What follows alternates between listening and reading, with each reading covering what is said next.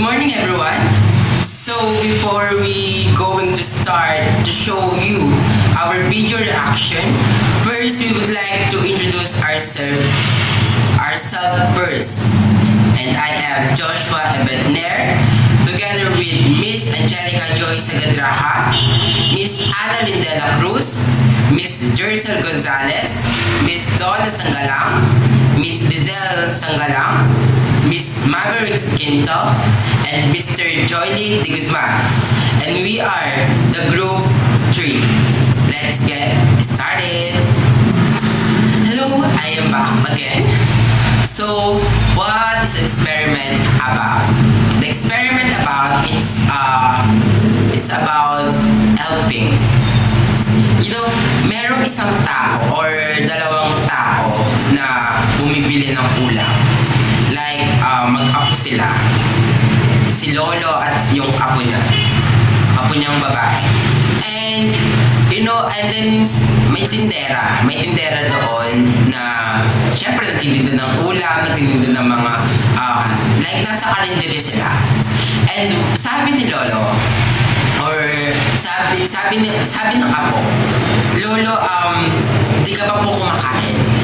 And sagot naman ng Lolo is, okay lang apo, sabi niya ganyan. Pero Lolo, sabi ng bata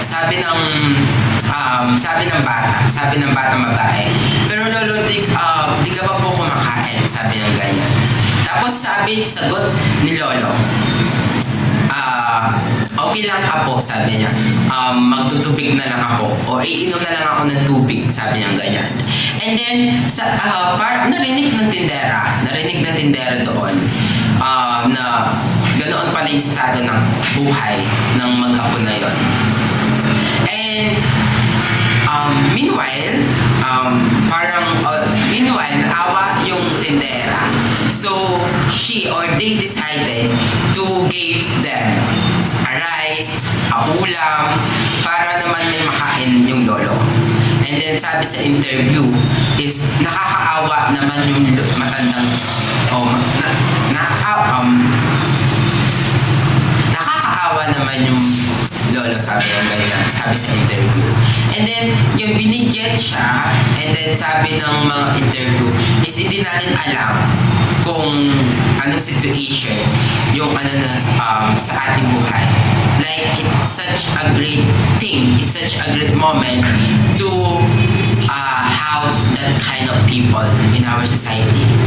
Because karamihan or kakonti sa atin na may bukal talaga ng kalooban na tumulong sa kapwa nila Pilipino. And that experiment, sobrang na-appreciate ako and na-overwhelm ako na panoorin niyon. Kasi, nangangailangan sila ng tulong. Parang nagpaparinig sila na wala silang makain. That is the social experiment. So, tinest na mag-apo yung mga tindera na kung bibigyan ba sila, kung papakainin ba sila, or kung maaawa ba sila. And godly, naawa naman yung tindera na iyon. And then, yung tindera is syempre tindera sila. And then kumikita or nagsasahod din sila. So, yung binigay nila sa Lolo or sa Lolo is yung tindera, ang ginawa nila is pinaghati nila yung bayad. And that's a good idea. That's a good situation na talagang na-appreciate ako ng todo. And while watching that video is sobrang yung tuwa sa puso ko. And sobrang na-overwhelm talaga ako. Like, ang hirap ng buhay, di ba? Ang hirap kumita ng pera. But that situation is really impact. It's really gave me a value of a true happiness. That kind of happiness we had. And yun, sobrang appreciate ko yun. And that situation is sobrang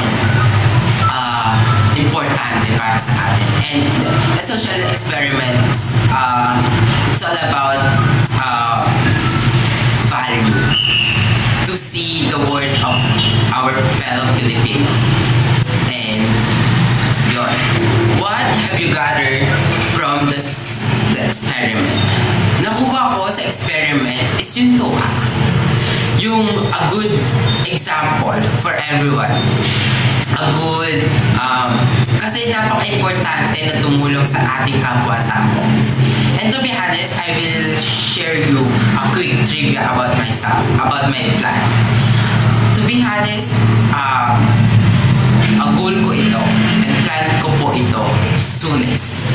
When I become a professional teacher or whatever, or I have a stable job, I have stable money, ganyan, I have stable life.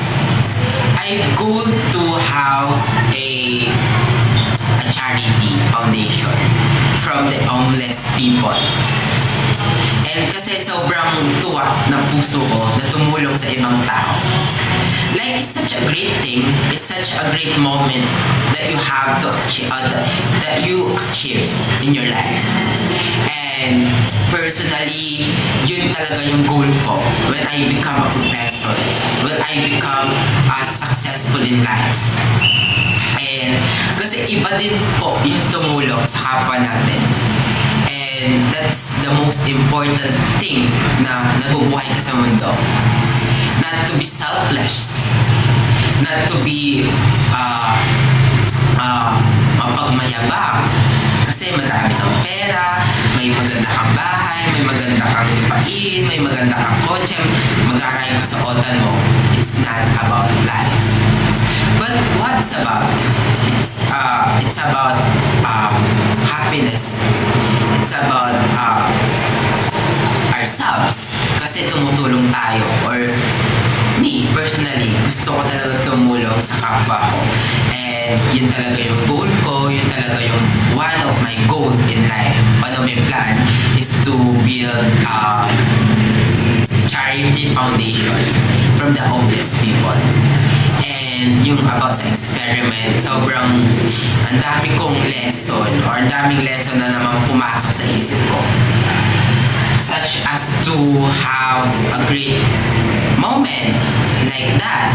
Kasi sobrang appreciated sila. Presentation is sa isang taong nagtitiis ng gutom para lang mapakain yung apo niya or yung taong mahal niya. And then there's a people involved, which is yung matanda and yung bata. Something na naglalakbay sila or may pinupuntahan sila, and then nag-stop over sila sa isang karinderya. And then yung lolo niya is pinako-order yung apo niya. And then yung apo niya, tatanungin yung lolo niya if hindi ba daw siya kakain. And yung sagot lang ng lolo niya is magtutubig lang daw siya. Kasi mas uunahin niya yung kapakanan ng apo niya kesa sa kanya. And then, I am so happy nung sinasabi nung mga nagtitinda na binibigyan siya ng pagkain, which is tulong. Like, ang sarap lang sa pakiramdam kasi nandito ako sa bansang kahit konting tulong or nangangailangan is tinutulungan sila. Unlike sa ibang bansa kasi napapanood ko na pag kahit nangangailangan na yung tao, hindi pa rin siya tinutulungan. Kapwa tao niya na yun or nasa iisang bansa na lang sila, which is kunwari, for instance, yung Amerika nga. Unlike dito sa Pilipinas na kapag nakita mo yung kapwa Pilipino mo is tutulungan mo siya kahit konti. Pag nangangailangan sila, tutulungan mo na agad sila. Kasi nga parang may tinatawag na sa'yo na lukso ng dugo ba yun as a Filipino. And dun pumapasok yung unity ng isang bansa. Okay? Nagkakaisa sila kahit sa mapamaliit, mapamalaki man na bagay yan. And that's what I've learned sa dun sa video presentation na yan, which is pagtulong kahit sa maliit na bagay man yan, Dapat kailangan natin tulungan yung mga nangangailangan na tao. And what I've learned in that video presentation is, when you help someone, don't expect anything in return.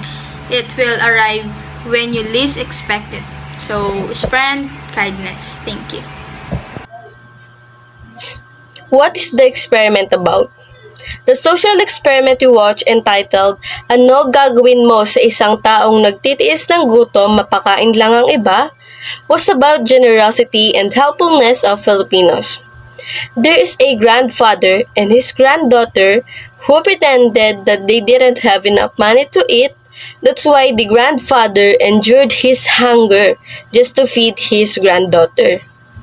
In every carinderia they go, the vendors or sellers felt pity on their situation. Whenever his granddaughter says her grandfather has not eaten yet, every vendor or seller are willing to give food for free. Filipinos are known because of generous and helpful action, just like in the social experiment you watch. Even though the carinderia vendors are not that rich, they still manage to give or help people in need. Helping someone is a great trait of every Filipinos, and that's what I'm proud of. The help they did was simple, but for God, it is already a big thing, true blessing, and a treasure. What have you gathered from the experiment? Helping is a source of pleasure. Whether you are rich or poor, help others who in need without expecting something in return. The world would certainly be a better place if people showed more generosity and helpfulness. Be the reason someone believe in the goodness of humanity. Be the influence you want to see more. If you will help others, in the end, you can see this in front of your eyes, and you would not have imagined the feeling of drawing a smile on someone's face. Kung kaya mong tumulong, tumulong ka. Hindi naman kasalanan ang tumulong kahit maliit na bagay.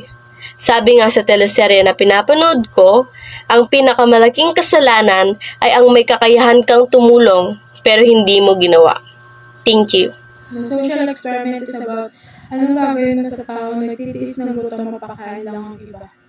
And what I've gathered about the video is that humanity is still exists kasi that time panahon ng pandemic and alam naman natin lahat na mahirap ang buhay noon. And about sa social experiment na yun, napatunayan na humanity still exists na kahit walang-wala din sila, they manage to help other people na mas nangangailangan sa kanila. And yung pagtulong nila is walang pag-aalinlangan na hindi sila humihingi ng kapalit.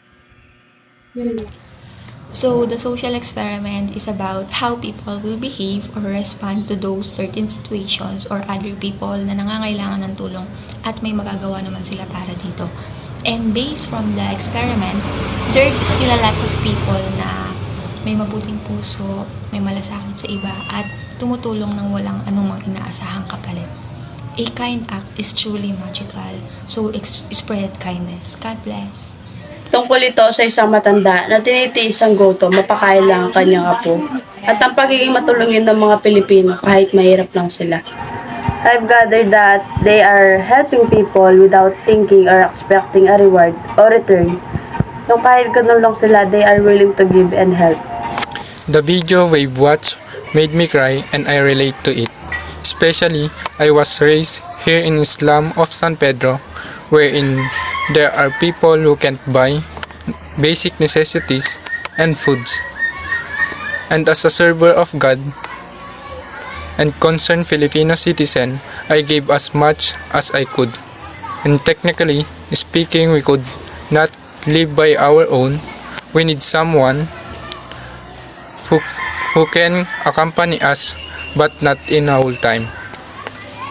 If I were the kid, I would do the same. It was good to learn to be grateful, not only because you can help, but also realizing how lucky you are. God favor everyone, especially those people who need assistance, as well as the individual who gave help. I've helped a lot of people without thinking about the expecting anything in return as a result. Whenever I have a problem, someone help me, and I notice that everything is easy for me. Be a guiding wind for them to be at better place. We only live once. Lend your open hand and be the instrument of their change. What is the experiment about?